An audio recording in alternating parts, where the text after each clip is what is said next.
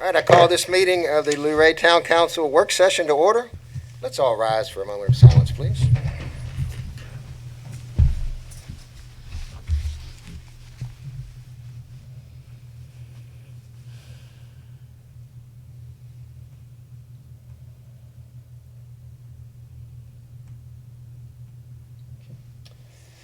Councilwoman Lillard, I'll ask that you lead us in the Pledge of Allegiance to the flag.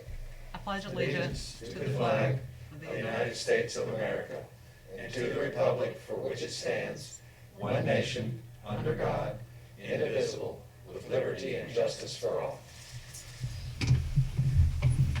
All right, Danielle, will you call the roll? Mayor Dahlmeyer. Here. Mr. Vickers. Here. Ms. Lillard. here. Mr. Farrow. Here. Mr. Pettit. Here. Mr. Sowers. Here. Mr. Webb. Here. All right, Mr. Burke. Yes, sir. Pleased to present to y'all the recommended budget for FY 21-22.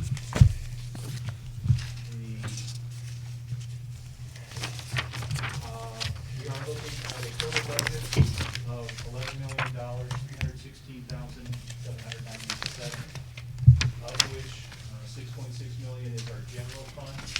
400,000 is what we estimate will be remaining on the Luray Meadows project. 1.6 is your water fund, and 2.7 is your sewer fund. Out of our general fund, basically these are the top 12 sources. Majority of our money that we realize is from the property tax, as well as the DDOT urban street maintenance funding, and then meals tax. Where we're spending our money, about 1.5 million is for law enforcement, 1.4 million is parks and rec, 1.2 million are streets, and then everything else is divvied up that way. The general fund is about equally divided as far as capital investment, operations, and personnel. Our budget has increased general fund this year, primarily due to anticipated communications equipment with our police department to the tune of $120,000, as well as a slight increase in the anticipated cost for the imagination station. What we are proposing as far as the general fund is no tax rate adjustment. We are, as I previously mentioned, we're including funding for imagination station replacement, the new police communication equipment, Memorial Drive corridor improvements. That is a cost share with VDOT. We are proposing a $325,000 transfer from general fund reserves to cover that project.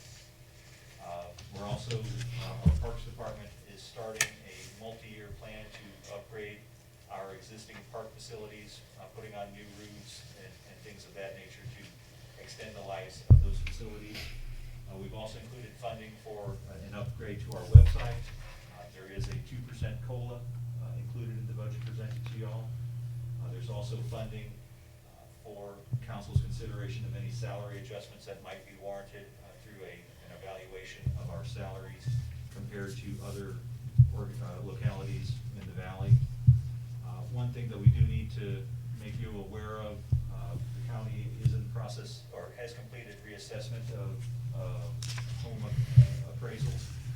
We have not received information from them regarding how that will impact our property taxing. We anticipate that the revenue will increase. We just don't have an idea of where that will be, and once we have a more definitive number, we will present that to you all for consideration. What's the timing on that, Steve, if they reassess? When do the new rates kick in? Is it January 1st? Okay, January 1st, 2022 now? Okay. And just to clarify, funding for council salary adjustments is referring to any council recommendations for staff, town staff salaries, not anybody sitting up here. So. Oh, I had a recommendation. And I just would say on that, Mary, Steve, Brian, Danielle, thank you for this. I think it's going to evolve. We're going to keep looking at it, and I'm still looking at it. And of course, when we spoke back in January, my sort of concern and issue was some of the senior staff salaries, and I'm happy to see that we have the 2%. So I don't want to leave anyone out. So I think it's good that we have the 2%. And just my concern with the senior salaries was in particular to the three that I had talked about. My feeling was that those were mid-career people. Looking at salaries, I feel as if they're undercompensated, and my fear is these folks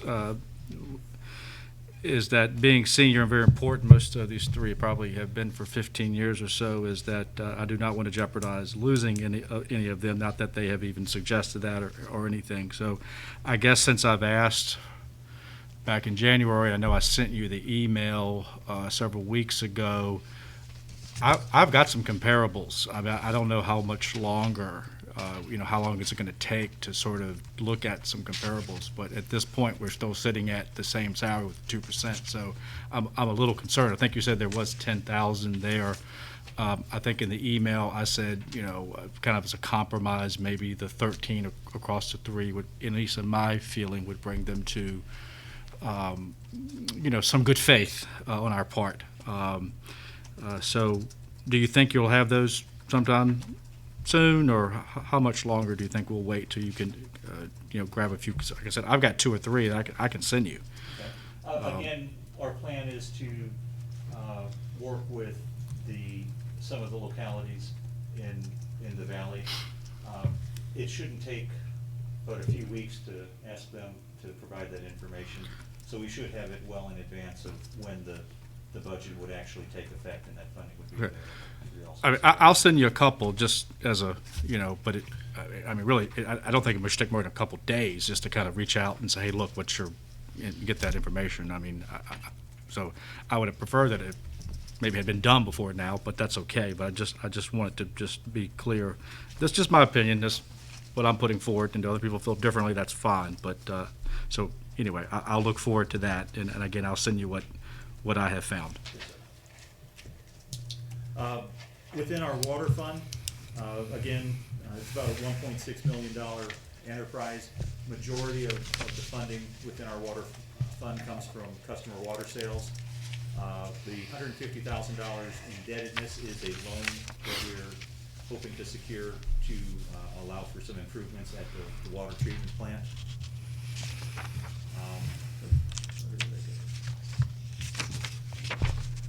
Where we spend our money, about $600,000 is for the plant operation, about $400,000 is line maintenance, and then our debt service is approximately $375,000.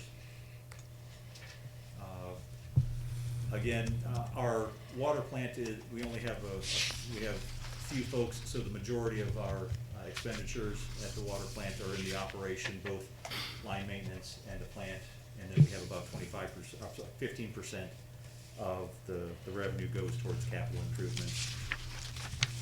We have been increasing the fund over the past 2 years. In FY20, the water fund was supplemented by about $300,000 from the sewer fund.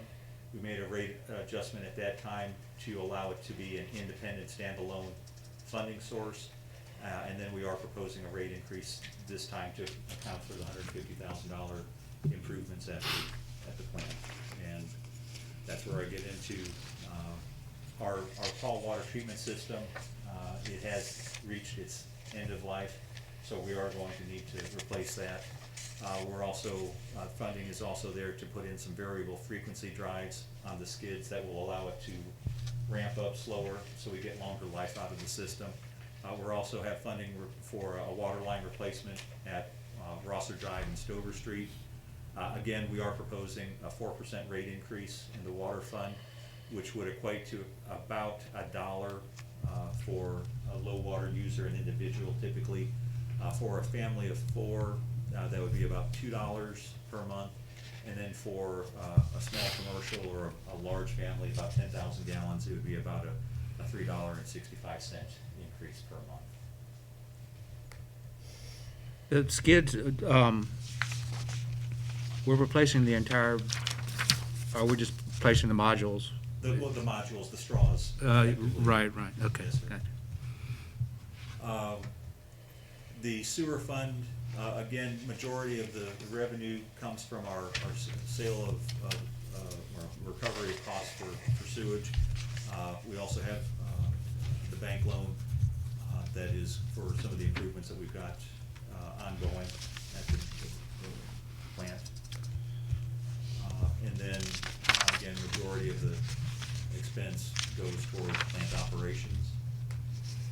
Hey, Steve, on that sewer, that is the debt service, I mean, that is the total amount of debt service on the sewer system and the water, those two numbers? That is the amount that we currently owe plus, yes, sir, it's Okay. the amount that we currently owe. Okay. And again, with the sewer fund, we have a pretty good distribution of where we spend our money towards personnel, operating, and capital. And this budget does reflect a decrease. We had included funding for wastewater plant improvements to the pumps for the oxidation ditch, as well as the influent screening. We have spent some of that money, so we're reallocating a portion of what had been previously approved in the loan from last year, so that's why there is a decrease in the budget. Again, we're gonna continue the oxidation ditch pump replacement and installation of influent screening to allow the plant to operate in a more, a better operation. We are including funding for manhole lining to help us reduce our I&I problem. We also have partial funding for a sewer main replacement at Rosser Drive and Stover Street. And per our, the previous rate study, it had recommended a 1% increase to allow to account for increases in chemicals and whatnot. So we are proposing that again, which would equate to about a 34-cent increase for a single individual user, 68 cents for a small family, and then $1.18 for a small commercial or a large family per month. We did have a number of unfunded requests. The Luray Downtown Initiative had requested an additional $3,000 for their operations that we were not able to include in the budget. The Luray Airport Authority had requested $20,000 to go towards the design and construction of a terminal and parking lot. They had $20,000 in our current budget, which we had suspended due to COVID. We have received a request from the authority for council to consider the release of those funds, and we will be presenting that to you in the near future. We weren't able to fund a police vehicle, the Parks and Rec vehicle, the audible pedestrian signal equipment at Main and Broad. Again, we weren't able to include that in the budget as presented. The Parks Department is looking to replace the pergola at Ruffner Plaza. It has reached its end of life and will need replacement soon. So they are seeking to replace that with a sunshade, but we weren't able to include funding in this budget for that. Again, the sewer main project at Rosser and Stover, we weren't able to fund about $18,000 of those improvements. We also were not able to include a request for $25,000 to continue to video inspect some of the mains to identify where we've got some of the worst I&I problems throughout the community, as well as some pump improvements at the wastewater treatment plant. We weren't able to include about $40,000 in that fund. There's also some ongoing long-term plans that we would love to be able to fund. $50,000 towards the Boomfield pedestrian access. That would allow for access from that neighborhood over to Dean Park, and it would also be a long-term continuation of the Greenway over to Dean Park. Our parking lot here at Town Hall will need to be repaved to the tune of about $175,000. And then the lift station in the West Lou subdivision will need to be replaced, again, about $60,000. Going forward, this is basically a plan for council's consideration of the adoption of the budget. We are required by state code to present to you a balanced draft by April 1st, which this meeting does accomplish. We anticipate having a discussion about the budget at both of your meetings in April. We will be presenting y'all with a draft of the budget advertisement for a public hearing at your April meeting. At that time, we'll need to determine whether council is comfortable with conducting a public hearing at your May meeting or whether you'd like to do it at your June meeting. We do have to have the budget adopted prior to July 1st. And so we would need, the latest we could have a public hearing would be at your regular June meeting, and then adoption would be at a special meeting at your work session date. Steve, I have a couple of questions regarding sewer fund revenues versus expenses. I see that sales are projected at 1.6, but plant operations are up another 83,000 more than that at 1.683, I guess. How does this all fit together as far as, is it fair to say that we're funding some of operations with that bank loan, which I don't think we can, I assume we're not. Part of What it am I comes from missing the here? Other sources and the facility fees. I mean, I see those, but then the administration is also 184. So that would still put it in a deficit. Well, some of the plant operation technically qualifies as the, well, I need to check on that. I'm not- Okay, just like to see how it all fits together there, if it's supposed to be a net neutral. And then, let's see, it's not on this. My other question is how, so I see the transfer from sewer fund of 332K, but I don't see the, I'm used to saying intercompany, but interdepartment transfer from the sewer fund, the corresponding. Did that just come straight off the top of the revenue, or is it not there? So if, let's see, I guess not in this presentation. I'm looking in draft one. I'm looking at the year-end audit where, now I just lost it myself. Where is it? Here we go. It's page 3 of 3 of fiscal year 1920. I see the transfer from sewer fund. So where coming into the water fund. So where is the outflow on the sewer fund end? Where's the corresponding figure Oh, from sewer fund? from sewer fund? That would be under expenses. Let me see if I can find that for you. Okay, so it was put, okay, fair enough. That's more of a balance sheet thing, what I'm familiar with, but yeah, it would be expense here. Okay, got it. Yeah. You know what, I was thinking that maybe it would be good, rather than if we just rather than just start shotgunning questions, if we went through the work sessions and we dedicated a work session to specific departments, like if we go through department by department in the necessary work sessions, I think it might give us a little more of an opportunity to look at things in a little more detail that way. I don't know how the rest of you feel about it. And maybe in some instances, it might even be beneficial to have the department head here if. Exactly. Do we need to add work sessions, Jerry, or do we have enough in here? We probably have enough, unless we have anything, well, we've got this other stuff to deal with too, with the COVID. Do you think we have enough work sessions that we could break them out if we did maybe 2 departments, or? Just have to do 2. Yes, sir, I think if we just start with the discussion at your regular meeting and have 1 or 2 department budgets reviewed there, and then work session, and, yes, sir, yes, sir, I do think we have enough time in work session and regular meetings to. And the other question I had was, given this news we've received, I know we're going to discuss it later about the money we're going to be receiving, from what we heard today at the meeting, it's going to be 60 days out till we probably get the first disbursement. Is that something we should take into consideration in the budget in terms of on revenue side, or should we simply because there's so much up in the air, hold it out to the side? I don't.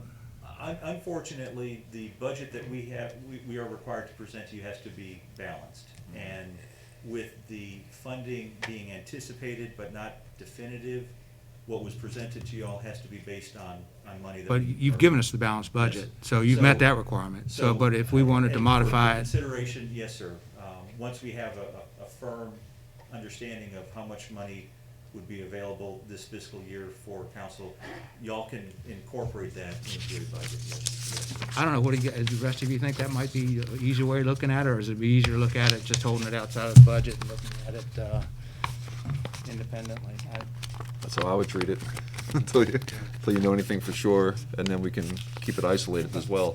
It'll also get absorbed into our budget if we incorporate it, and it won't be as clear and transparent where it's going, at least Yeah, potentially. I just Right. thought starting out, if we were giving some indication where it was going as part of the budget process, it'd be more opportunity for citizen input on it, and that type of thing. But yeah, that's fine. I think we definitely should have citizen input on it. Yeah.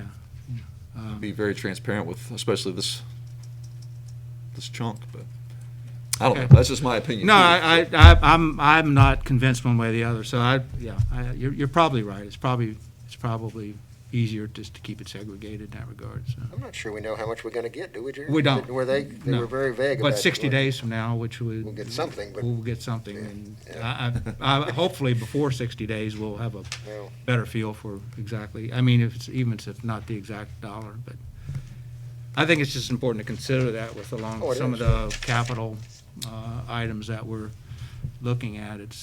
We just don't want to ignore the fact that this additional funding is going to be available to us. That's the advantage of looking at it in the budget too, isn't it? That you Yeah, can well, it's Look at your CIP 6 to and- 1, half to the other, Joe. Yeah. I agree with you. It's probably better to keep it independent. Yeah. Mr. Mayor, there's a couple of items just to, again, bring to y'all's attention. go ahead, Mr. Burke. I'm sorry, I didn't mean We to. are looking at a reduced rate for the swimming pass at Lake Arrowhead, going from $50 to $45 as an inducement for couples to purchase that pass. We are also looking to establish a $10 per hour rental fee for kayaks and for canoes.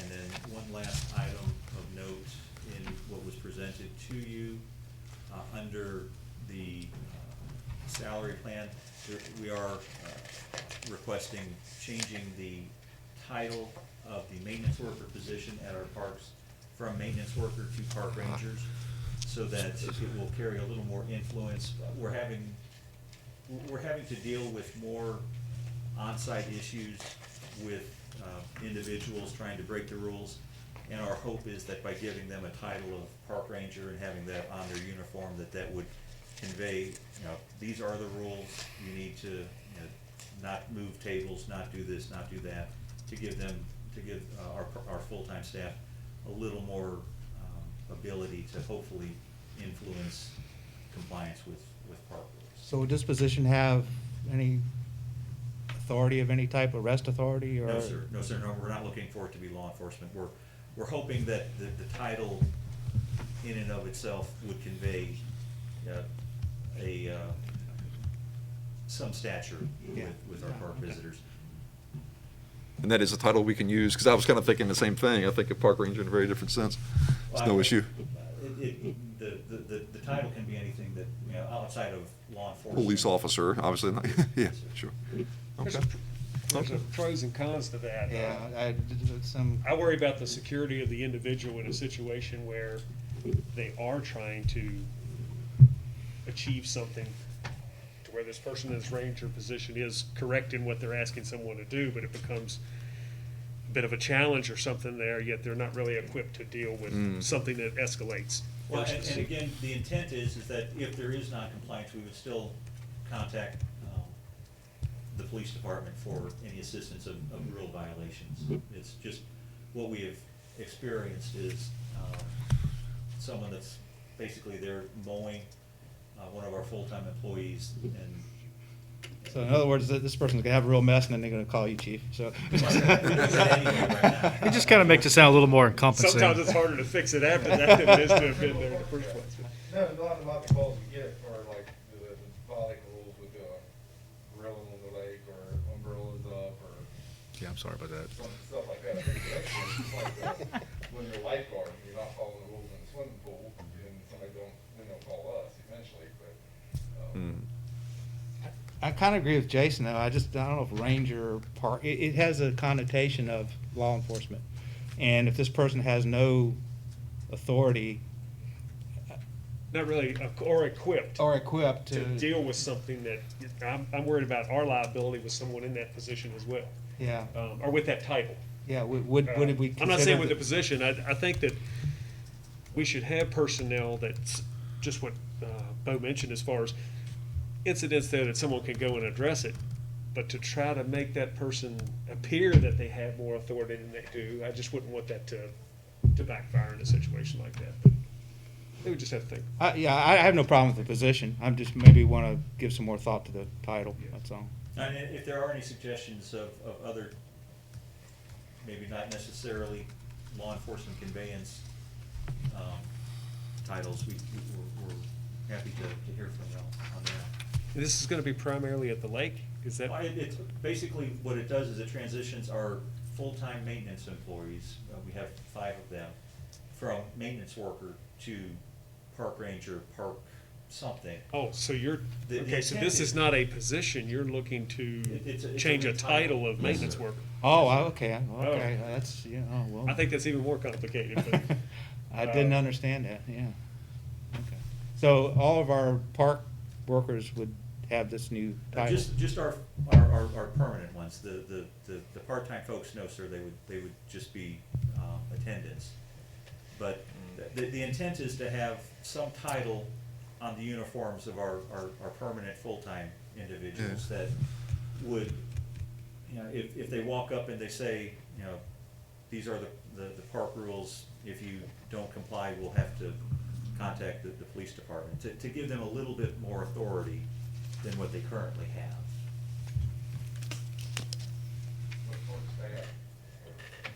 Yeah, I sort of think, I understand, if it's some additional duties, if there's a little bit of training, I can kind of understand where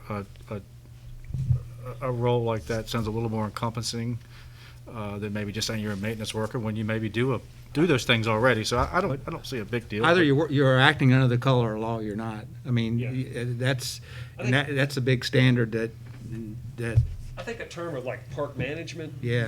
Or, Park attendant? Something that, yes, it rises to a level of control or somewhat authority of the grounds in the park, but not to be confused with law enforcement. But there are park rangers at Shenandoah National Park that aren't law enforcement. Yeah, and that was our basis. Yeah, they're not, they have no. They have park police and park rangers, Right. and that was the intent of it. Well, they have park rangers at Yogi Bear that aren't. Well, they do. Park rangers do that. Yeah, they're right. But the Rangers have certain authorities, though, don't they, Jerry? No, only if we were LE. No. But that does cause. I thought that too. I think that could be issues there as well. Huh. Anyway, if council has any suggestions, again, the intent is to allow our staff to have, if only the appearance of having some authority to enforce rules. Not to do any sort of law enforcement activity, but again, just so that when we are experiencing an increase in rule violation at our parks. What does their uniform say now, Steve? I'm sorry? Their uniform, what does it say? It just has a Nothing? town Does it say, logo. just town Luray? And so when they approach certain individuals, they're just disregarding what they say? Is that what's happening? Okay. That's it. Well, Jason, what you said, like park management, I think, And I think what we need to think about too, it's not just our employee in that position. Let's face it, your citizen who is willing to cooperate and you bring something to their attention, and they're like, oh, I'm sorry, I didn't know that was the rule when they put it down. If it's not getting done with that, with a town logo and a name, to try to ramp it up as to authority that's really not there, I still feel we're on a slippery slope with that, we're trying to portray that we're more than what we are in that position as far as the authority that's truly granted to us by law. So it's still the same situation of, hey, will you please, you can't be grilling in this area, or you can't leave your trash here. If a confrontation starts, that employee has no more authority because of what name is on there if it's not truly a badge or some authority granted to them through the state. And that's my concern with it. But, yeah, I think we need to give this quite a bit of thought. I don't want to put someone in a position that the situation became worse because of the image they were portraying. Not that the employee did anything wrong, but it kept escalating. I wouldn't want that to happen with any of our people that truly don't have the tools or the training to deal with that. Do all of our maintenance people have like cell phones so they can Oh, they contact do. people on the And spot? That's their main way of dealing with stuff?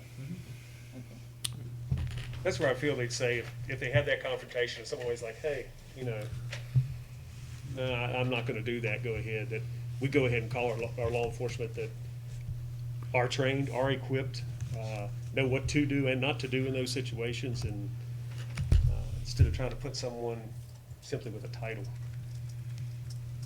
Do we have that many issues at Lake Arrowhead? There actually are. Oh, really? Unfortunately, and it may be, the bad news about COVID was, or good news about COVID was that we did see an increase in park usage. And that translated to an increase in Stuff rule happening. violations, and, so the hope was that we would be able to minimize the need to contact the police department. Again, it's not like people are, being confrontational. It's simply that, again, if you're getting off of a mower and saying, hey, these are the rules, we're not having we're having less success of people saying, well, yeah, you're just some guy on a mower, I don't need to listen to you. So the hope was to come up with a title that would say, I'm not just, mowing, I'm actually representing the park department. No, I understand your intent. I share some of Jason's concerns with it. Anyway, I'm glad we brought it up, and that way Well, it's I something to do, talk about. yeah, that's.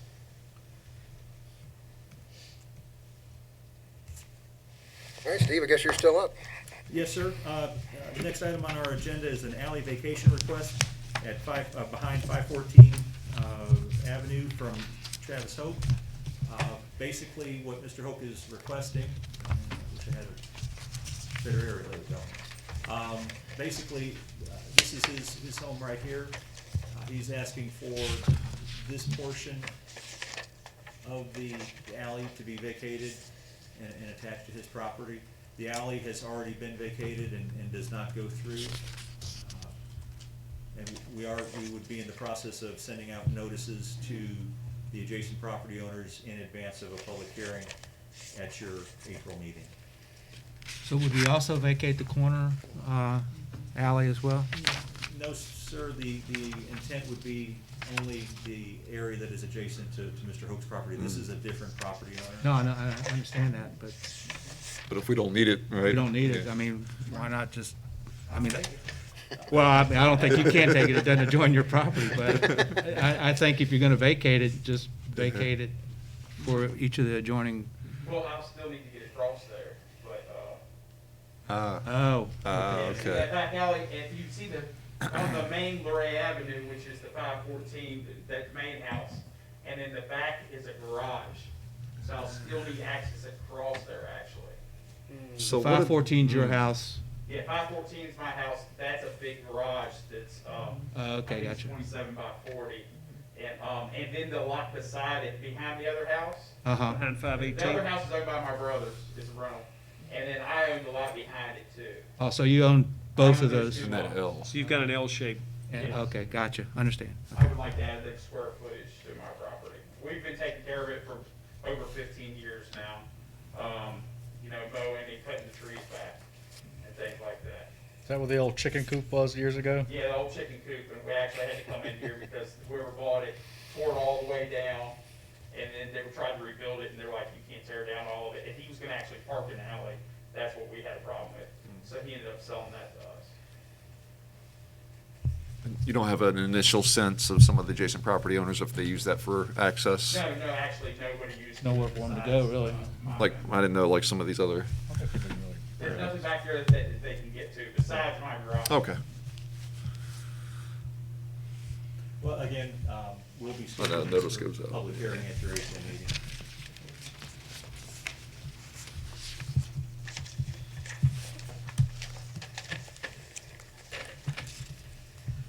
Next couple items are code amendments. The first one, the town no longer requires or issues a sticker as proof of payment for your vehicle tax. And so working with Mary Danielle and the town attorney, we've come up with some modifications or eliminations of references to issuing and display of the sticker. And then in 8254, the town attorney has suggested some modifications to the language of the town in that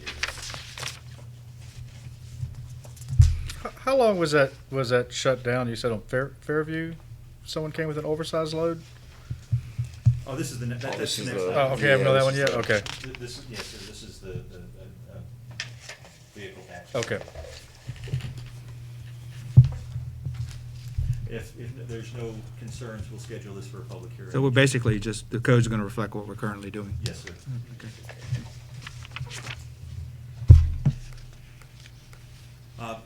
The next item. Yeah, I got you. Councilman I was Yeah. curious about this one, I was like, Yeah, what is no. it? alluded. We did, we had an issue of multiple deliveries of a new modular home on Fairview Avenue. I believe it was 5 tractor trailers. Yeah, we had 3 when we, 5 at that location, and then we had 2 truck trailers dropped at the football field, and then 1 stopped in front of Greenway Group, all in the same week. And so what we're looking to do is to modify the zoning permit to indicate whether there is a modular or manufactured component to the application. And then we've added item 10 to say that delivery plans for modular or manufactured homes are to be included, that include the route as well as the schedule, so that we and the applicant are aware that there's more to the delivery. We're also looking to modify the town code, section 8216, that would require, if you have to obtain a permit from DMV and you're making that delivery in the town, you would need to coordinate with our chief of police so that there isn't a disruption of traffic within the Yes, town. basically, the companies are usually from out of state, they just show up, they really don't even do any site planning. Either the pad's not built, the frame's not there at all play, and they just block the entire road, which causes us to be shorthanded by officers having to do traffic control. Basically, let the builder know, hey, we're coming, give us preparation, instead of just dropping them and leaving, we have to include whose houses they are. It took us a week to get rid of the one on the Bulldog Field. We had to know who did what, and there's no guidelines, so it's basically giving us heads up that they're coming, and we prepare for traffic control. So you didn't know whose For house that was? 4 days. The last one at Fairview, there was 5 houses. We knew who that one was, but the site wasn't ready, and the coordinator of the property, told them to just take it, drop it at the Wallace plant without permission.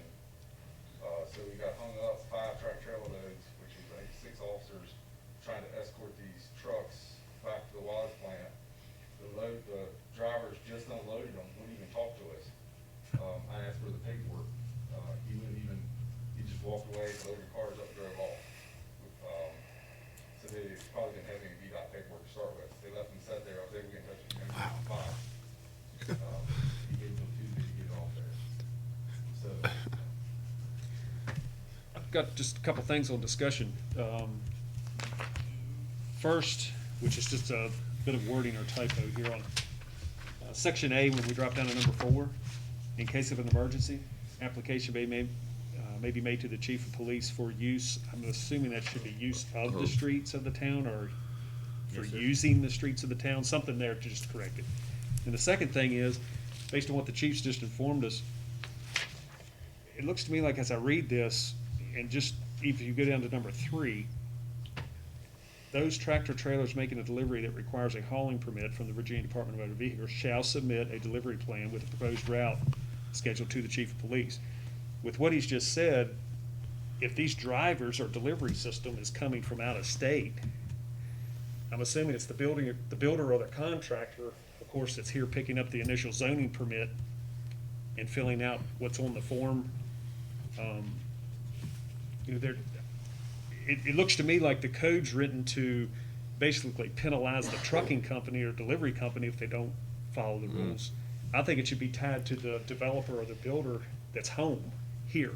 Because just what the chief was saying, if a trucking outfit comes in from who knows where and drops 3 sections to a modular home and leaves, we don't even know who that trucker was, who the company was, but we would know who the builder is with the site that they're going to in town that has permits with us for zoning and with the county and everything else. So I think the wording needs to put the burden on the builder, the contractor, to see that this is followed through with instead of the trucking company.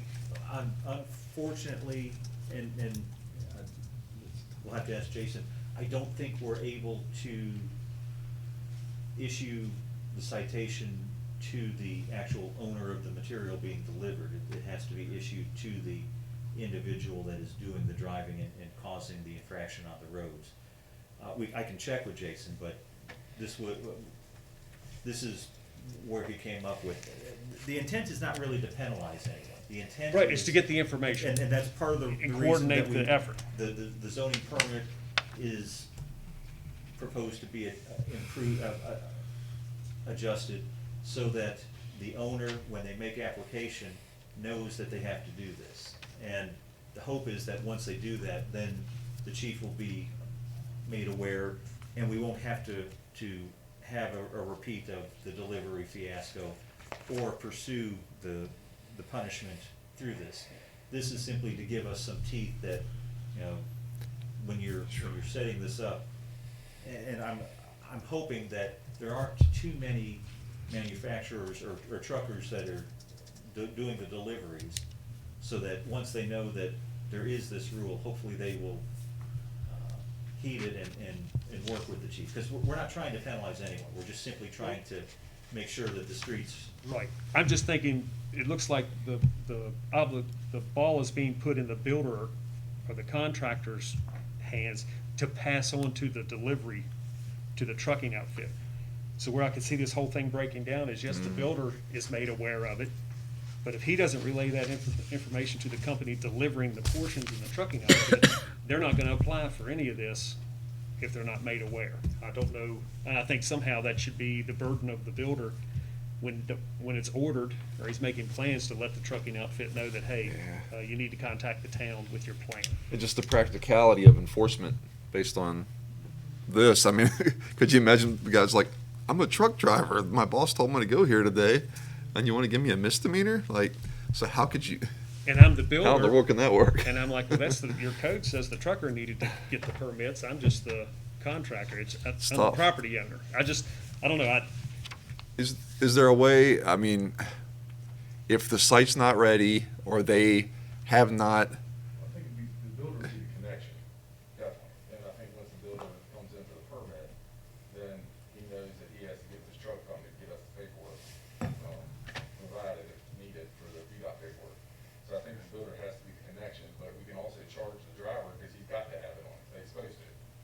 And the problem with we having enforcing that is it's usually weights and measures with the state police, not local work, actual troopers. We have to call in, we have two of them, Teeter and,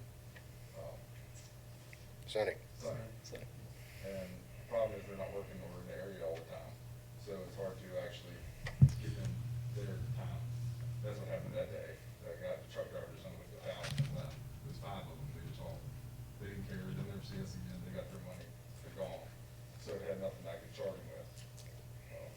So that's what you want. You want to be able to say, no, you got to take it back. If you, well, I know, I We know. just wanna try to prevent it from happening. Is there, so do we have a landing pad for these things if they come in and their site's not ready? Even if they've been permitted and all that? Yeah, we found that the one was going to Rocky Branch, but they dropped it at Bulldog. And of course, you call the school, they don't know who dropped it there. It's kind of become a staging area with asphalt companies and stuff like that. But it's just something where, these builders are trying to do in town. We can't control that to the county. The one was going to Stanley, so they were just passing through. So we probably we'll lose those, but just the fact that they're setting them or dropping, stopping in the town of Luray, that's what we want to try to get hold of.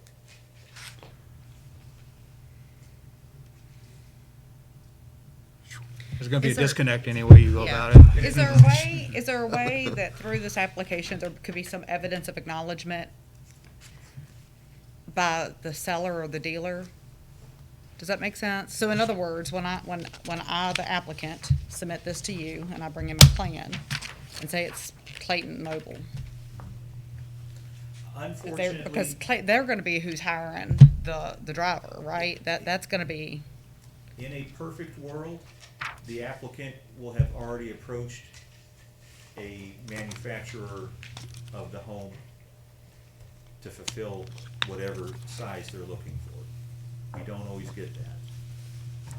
And that's, so the short answer is, unless we require, and I don't know if it's putting the cart before the horse, you know, you would have to have some kind of arrangement with a manufactured home supplier prior to the town issuing you the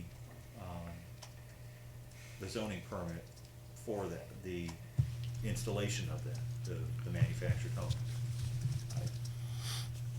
Sometimes we have folks that come in, you know, I've got a lot, I wanna put a home, I haven't bought the home yet, the manufactured home, I just wanna get the permit so that then I can go and then find out who's got the best price. So to accomplish what you're asking for, we would have to have some kind of firm agreement with a manufacturer prior to issue it. prior, yes. Right. Maybe you could talk to the building official, work out something between the building official, because ultimately, I mean, when they pull the building permit, it's coming.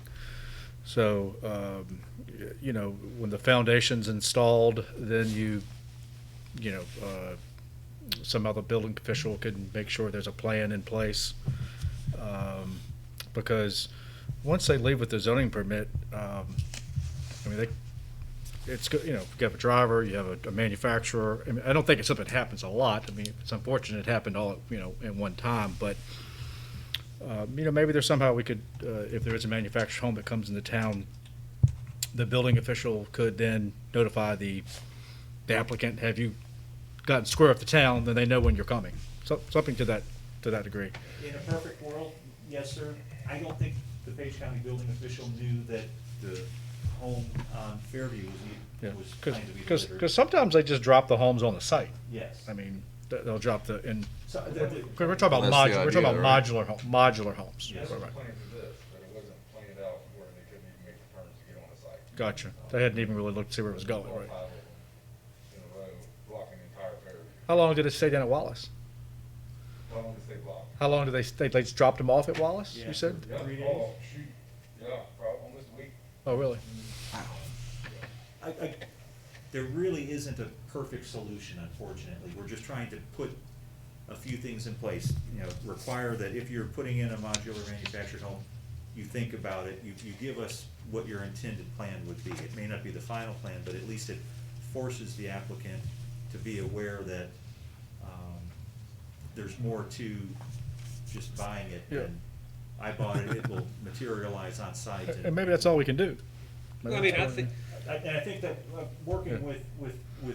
with Jason, we did ask things like, can we have, require this or that? But then it gets into the staging of, are we requiring someone to have a contract to purchase the manufactured home before they acquire the zoning permit? And typically what happens, you can get a zoning permit, but you may not even have your contractor. Sure. So it's hard to put every scenario into the process that we're presenting to So you. could, I just, I'm sorry. No, go ahead. I just see a flaw from the start when the initial applicant is told that a delivery plan for the modular manufactured home is to be included with the route and schedule.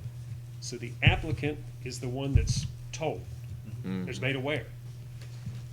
But when it comes to the enforcement side of it, if it was to ever be enforced, there's nothing about the applicant, it's all on the trucking company.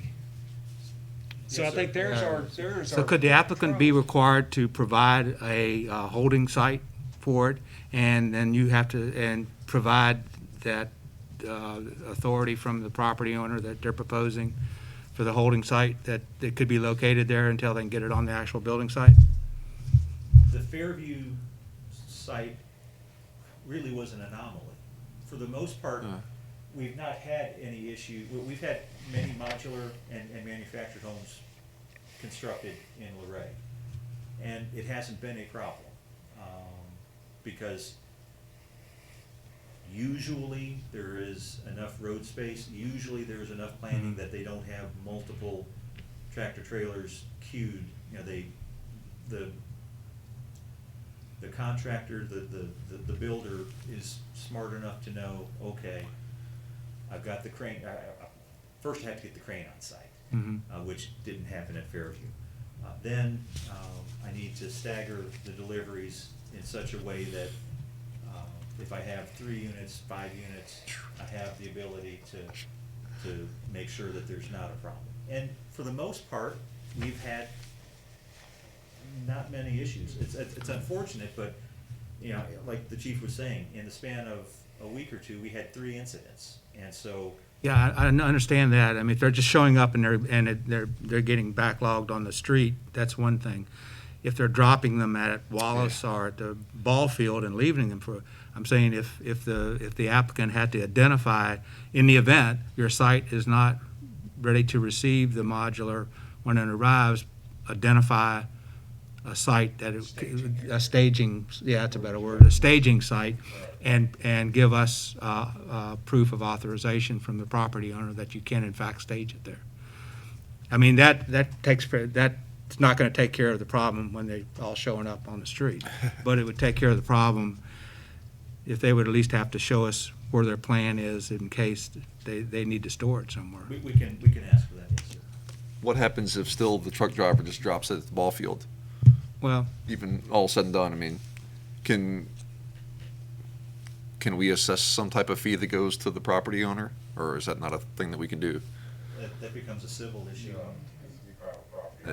It's not, but nothing we can School just codify. owned the Yeah, I guess the school, School just owned the yeah. house. That's a Finders middle keepers. classroom Can't codify that, I guess. And this happened before, I know. They just drop it, the truck driver don't care, he's done, he's got things to do. what are you going to do with He it? can't do this. It's called transaction. Yeah. Again, I don't know that we'll be able to cover Yeah. every scenario. I know. Right, I No, I realize know. that. I know. I realize that. Just Peck away at peck it. away, so yeah. that, Just open the door of communication that they know they need to Yeah. It's a good problem to have. People moving in, that's good. Well, sort of, good problem.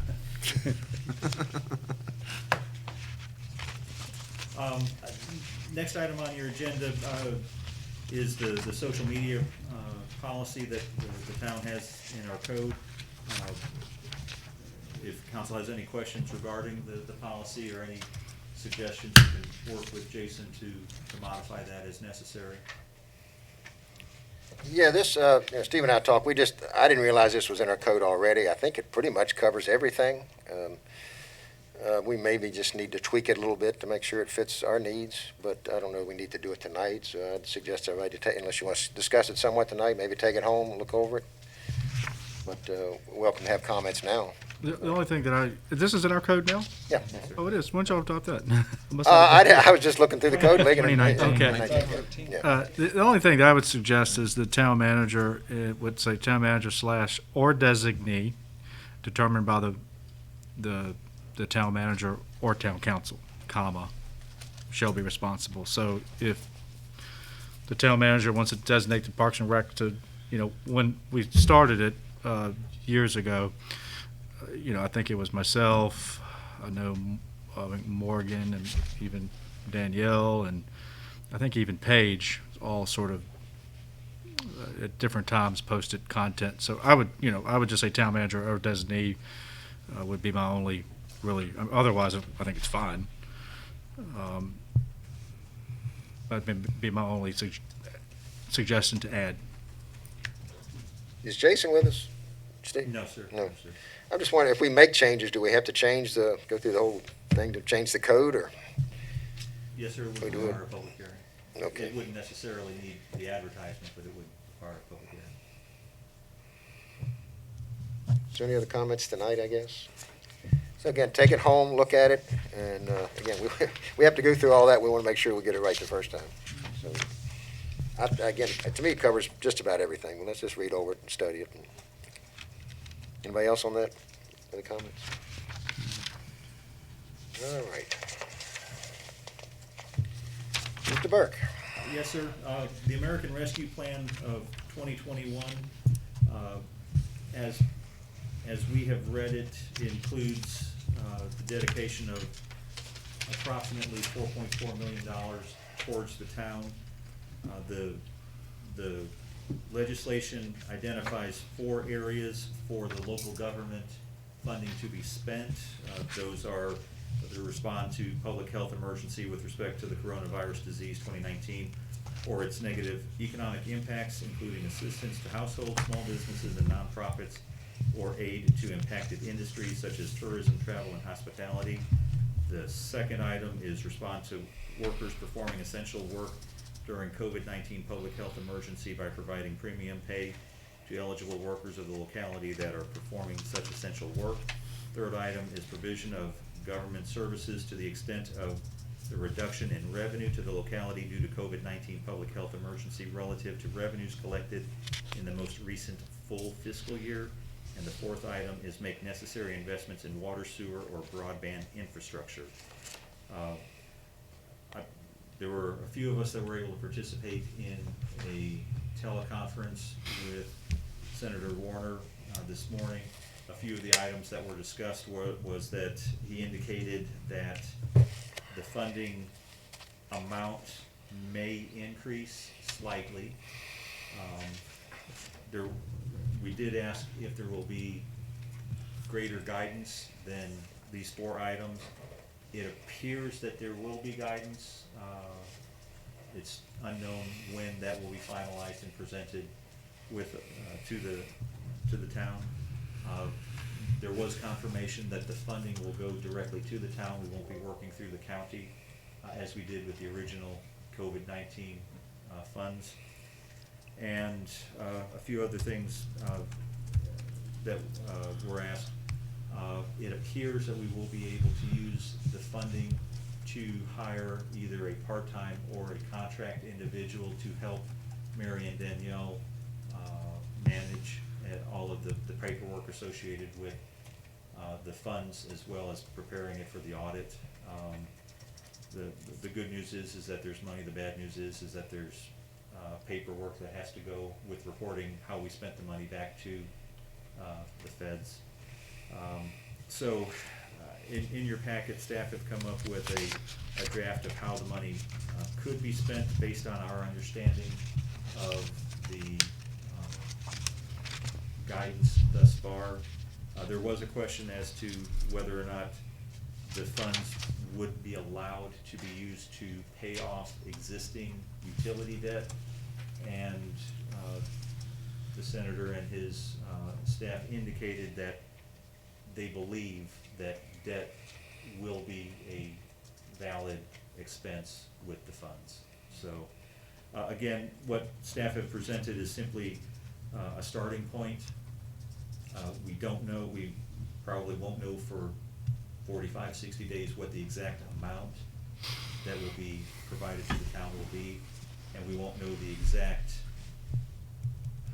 rules and guidance as to where we can best spend the money allocated to us. What they also indicated is that there are other funding sources for business relief, nonprofit relief,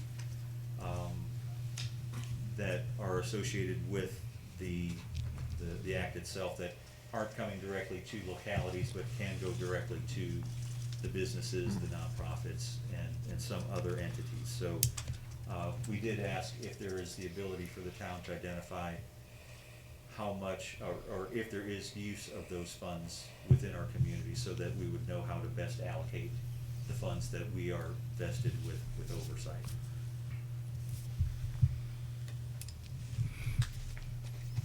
Yeah, Jerry and I listened as well, and it's very interesting. Probably, I guess, maybe a third of the questions, the senator just said, I can't answer that. They have to look, they still don't know. There's a whole lot of unknowns still working on. And I thought it was interesting. He said we may get another 20 or 25%, and that's going to be more of lease payments, rental payments, food, just immediate help to people suffering from the COVID. But he really didn't have a timetable for that either.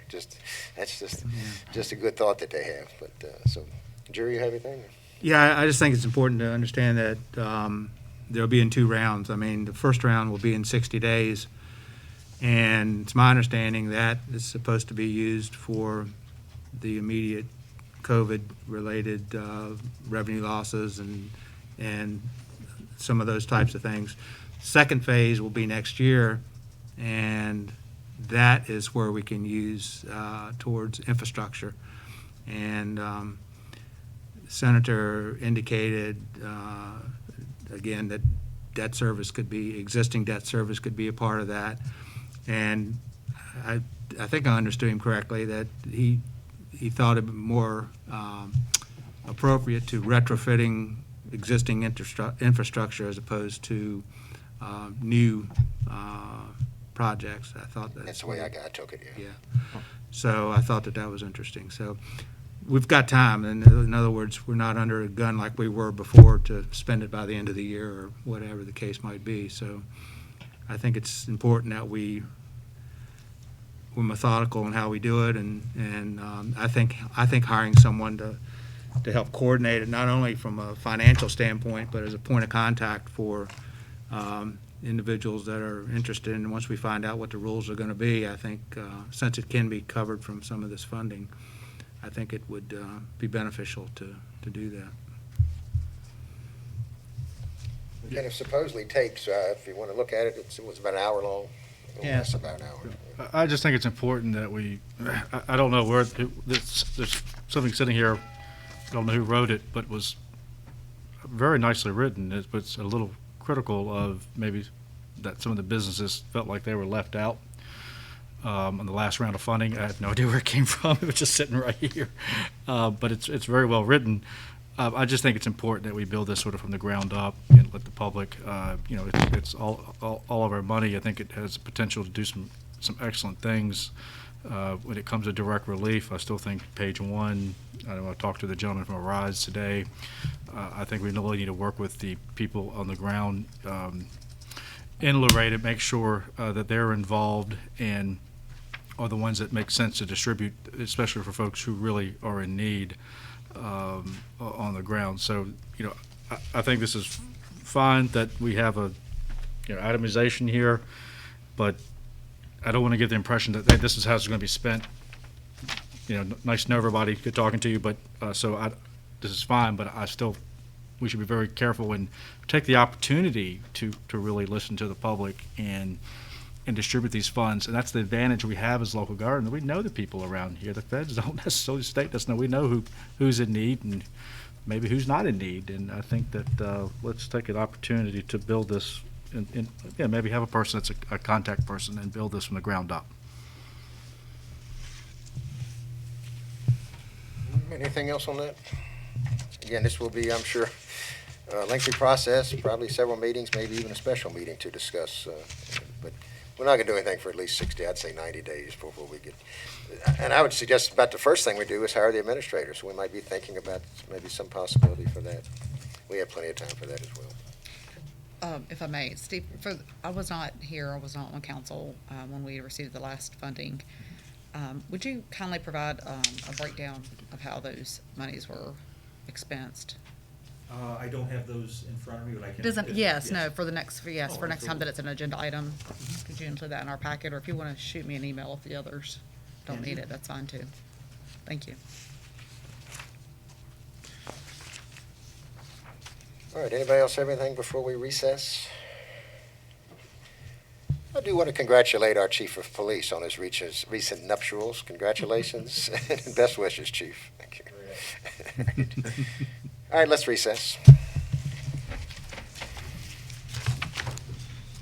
There's nobody here.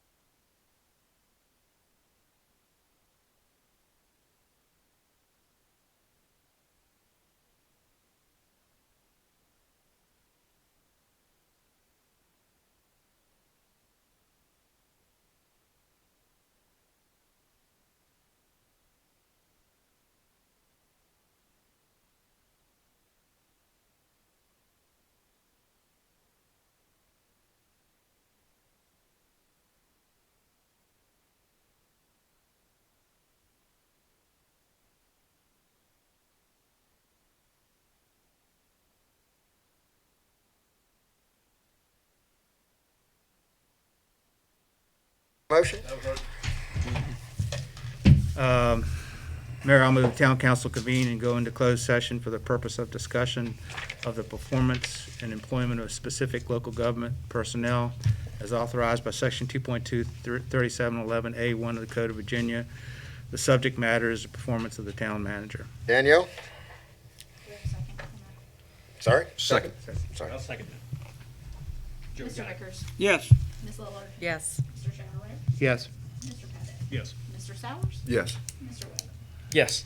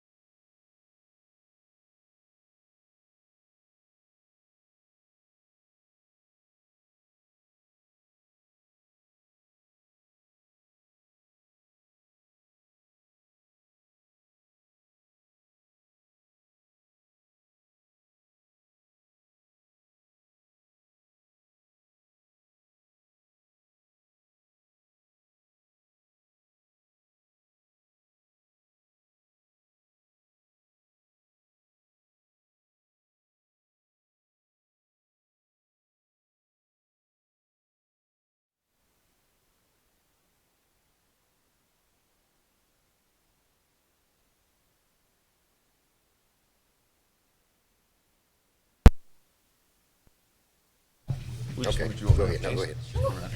Sorry. Read the certification. You want some candy? You want to read the Oh, certification? yeah. A lot of pressure. We're back in? No, we got a motion. Oh, we got Got a motion and a second. Danielle, want to call the roll, please? We did have a motion second. Yes, to adjourn the closed meeting. Mr. Vickers. Yes. Ms. Lillard. Yes. Mr. Gyro. Yes. Mr. Pettit. Yes. Mr. Sowers. Yes. Mr. Webb. Yes. I move that with respect to the just completed closed session and to the best of each member's knowledge, only public business matters lawfully exempted from the open meeting requirements under the Virginia Freedom of Information Act, and only such public business matters as were identified in the motion by which the closed meeting was convened were heard, discussed, or considered in the meeting by the town council. Danielle? Mayor Dolphmeyer. Yes. Mr. Vickers. Yes. Ms. Lillard. Yes. Mr. Gyro. Yes. Mr. Pettit. Yes. Mr. Sowers. Yes. Mr. Webb. Yes. Did that need a second? Didn't do one. You didn't get a second on that? No, we Yeah, didn't. I second that.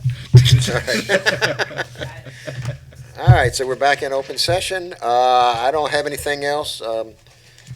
Steve, any words of advice for us for Thursday morning? So we're off Thursday morning, right? I think. Majority, I think, Ms. Willard and Mr. Afternoon. Vickers are afternoon. Basically, they attend and, they'll have coffee and water, so, if you need anything special. This is at the new work, yeah. Is it hard to find 228 or whatever it was? It's the second floor. That's what I was gonna say. It's like a little- Room 28. I didn't say anything.